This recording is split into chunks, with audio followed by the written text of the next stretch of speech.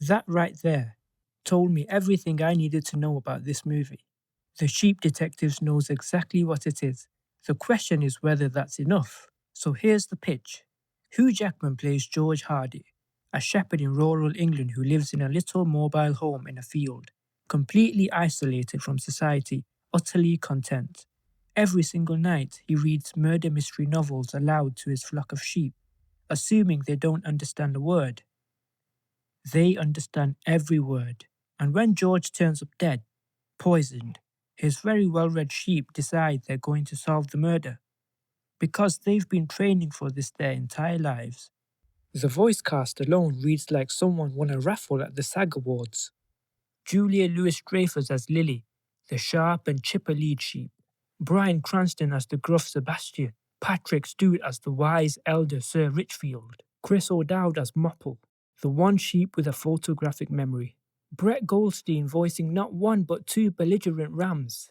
Regina Hall, Bella Ramsey, Rhys Darby. And on the human side, Emma Thompson, Nicholas Braun being lovably dopey. Hong Chow, Molly Gordon, Nicholas Galitzine, the list goes on. This film was directed by Kyle Balder, the guy behind Despicable Me 3, and written by Craig Mazin, who you may know from Chernobyl and The Last of Us, neither of which I want to stress had any sheep.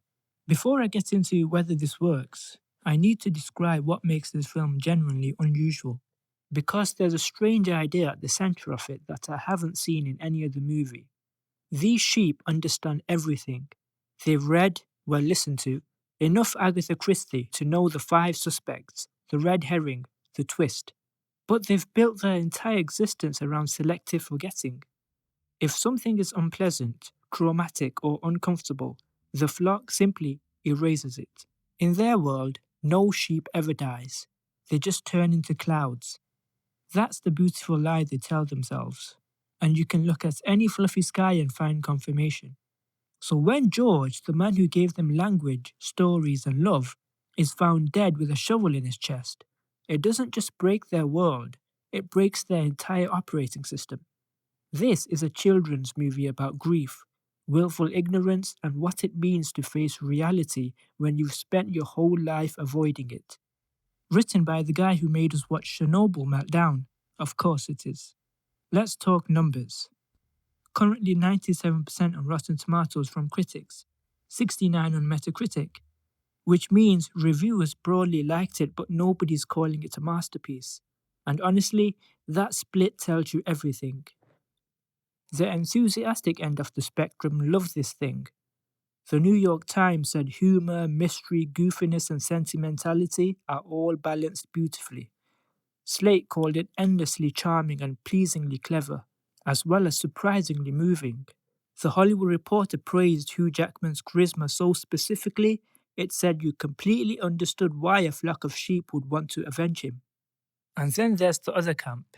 The Associated Press gave it 2 stars, writing, and I'm paraphrasing here, that a sheep detective movie really ought to be funnier than this one is. The knock is consistent across the skeptics. Too mild, too sentimental, too much sincere CGI emotion when you really just wanted the sheep to do more slapstick. Here's what the sheep detectives genuinely nails though, and I want to give credit where it's earned. The voice cast is doing serious work. Julia Louis-Dreyfus brings exactly the right combination of neurotic confidence and heart to Lily.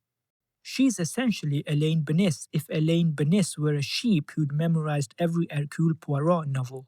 Chris O'Dowd's Mopple is quite devastating in a way I did not expect from a sheep whose main trait is having a good memory. And Patrick Stewart as Sir Richfield is, look, Patrick Stewart reading the phone book would probably get me emotional at this point, but he's genuinely great here. The film is beautiful to look at. It was shot across Buckinghamshire, Hertfordshire, Oxfordshire, and Surrey, and every frame of the English countryside looks like a painting. The CGI sheep from Framestore and Clear Angle Studios are technically remarkable. They're photorealistic in a way that could be cold and sterile, but Balder keeps them warm. And Hugh Jackman, even in what amounts to an extended cameo once the murder happens, is so charismatic and warm in those early scenes that you completely feel why these animals would go to the mat for him. Now, where does it stumble? Because it does stumble. The human characters in the village are almost universally weaker than the sheep. Nicholas Braun's dopey constable is charming but one note. The human suspects blur together. Emma Thompson is wonderful in every single scene she's in, but she's barely in it. The film is also genuinely caught between two tones, a breezy family comedy and a sincere meditation on death and memory, and it doesn't always find the balance. So here's where I land. The Sheep Detectives is not the barnstorming comedy it might look like in the trailer. It's quieter than that, more melancholy, more interested in what happens when creatures who've never confronted death have to stare it directly in the face. But it's also genuinely charming, genuinely funny in patches, genuinely moving when it earns the emotion, which it does more often than the critics who bounced off it would have you believe. Is it going to be remembered as a family classic? Probably not. Shaun the Sheep still rules this particular pasture, and I don't see that changing. But this film, this weird, star-studded Craig Mazin-written sheep mystery, has no right to work as well as it does, and the fact that it mostly does is worth something. If you've got kids who like mysteries or parents who want something that respects their intelligence, or if you just really want to watch Hugh Jackman be beloved by CGI farm animals, this is a good Friday night. Just don't go in expecting chaos. The Sheep Detectives is warm, a little woolly, and quietly affecting. I'm giving it a 7 out of 10. Watch it with someone you want to cry a little bit in front of. If you enjoyed this review, smash that like button. Subscribe if you want more reviews every week. And let me know in the comments, did you see The Sheep Detectives? Do you think sheep make good detectives? More importantly, do you think you'd make a good detective if someone read you crime novels every night? I genuinely want to know. I'll see you next time.